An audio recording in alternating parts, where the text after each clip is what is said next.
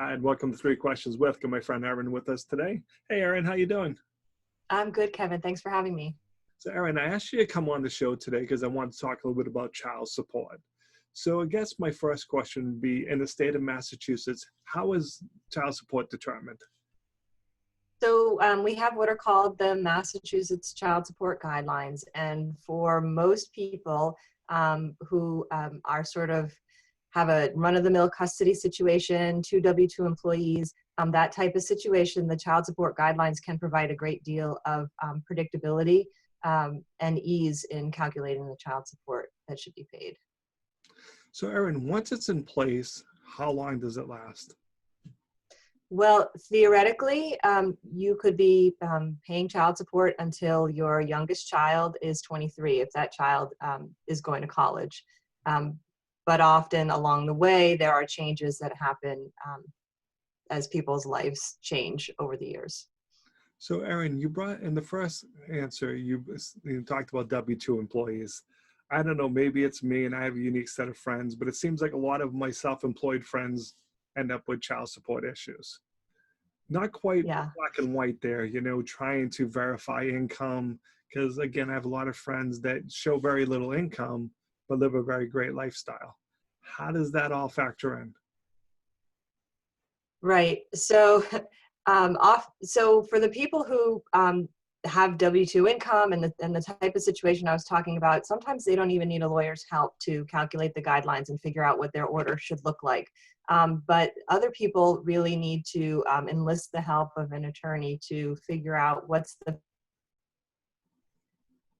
fair amount of child. And the type of situation that you're talking about, it can be particularly challenging because typically you might look at somebody's tax returns to determine what their income was for a given year, but with self-employed people, it's not always that straightforward.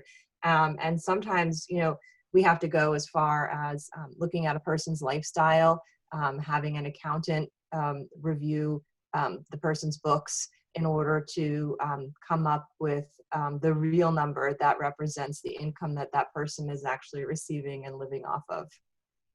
So, Erin, how about if your life changes? Maybe you had a new job, making considerably less money. Does that impact any of this? Can I go in and get it adjusted?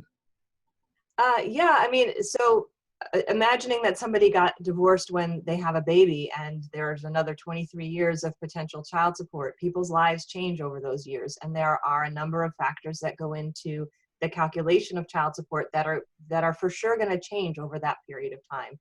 And so every few years, really, it's a good idea to have somebody look at your child support calculation. And the child support guidelines themselves change every few years. So you really should be checking in with your favorite family law attorney every few years just to see what your situation is and whether you're paying the right amount of child support or receiving the right amount of child support. But with respect to the specific question that you asked, that can be a really tricky situation. People change their jobs. Sometimes they change their jobs by choice, but sometimes they change their jobs or they start earning less income through no fault of their own. And it's not a foregone conclusion that your child support obligation is automatically going to be reduced if you lose your job. So again, although it might be counterintuitive to say call a lawyer if you've just lost your job and you're worried about money, you really do need some good advice there about how to position yourself and how to do the right things to make sure that the court looks at your situation and understands the kind of relief that you need.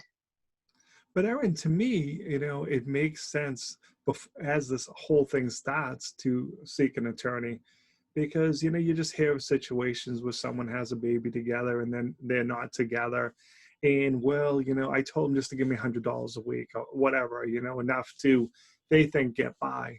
But shouldn't they seek an attorney to make sure, that they're getting, I don't want to say what they're entitled to, but making sure it's fair for both sides? Well, for sure, if you are in a position that you can afford the advice of an attorney, it's always a good idea to have an attorney help you do the child support guidelines. And if you're getting a divorce, help you with your separation agreement. But there are people out there who are just not in a position to be able to afford it. And so one of the reasons the child support guidelines are there is not just for predictability, but also to help the large number of people. I think the probate and family courts have the largest number of self-represented parties of all of the courts in the Commonwealth. And so the guidelines themselves can help people come up with the right number if they have a straightforward situation. One of the things I didn't even think about until you said that is 23 years. So we have a child together today and we agree on X dollars. Well, 23 years from now, X dollars isn't obviously going to be worth a lot less. So never even gave that a thought that over time you might have to make a natural adjustment, right? For sure. There are other variables besides just income also that go into a child support guidelines calculation. So child care costs are part of a calculation, and those obviously are going to change over those 23 years. The child's age is a component. Now we have a presumptive reduction when a child turns 18 in the child support guidelines. So when you get to that point, you should definitely be looking at your guidelines. But people's incomes obviously change over the course of years. Maybe somebody who wasn't working when their children are very young starts working. People's incomes tend to go up over a period of 23 years.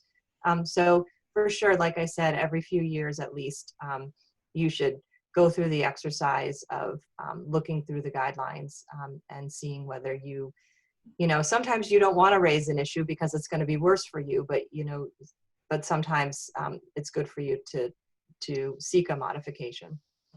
But like you said, there is a lot of complicated pieces to this. So sometimes it is very just clear cut. This is how much we make. This is the guidelines. We can go forward. But if there's any complications, to me, I know I keep saying this, but it really makes sense to start at day one with an attorney. Yeah. Because once you make an agreement, it can be held against you in a court of law. Chuckle, chuckle.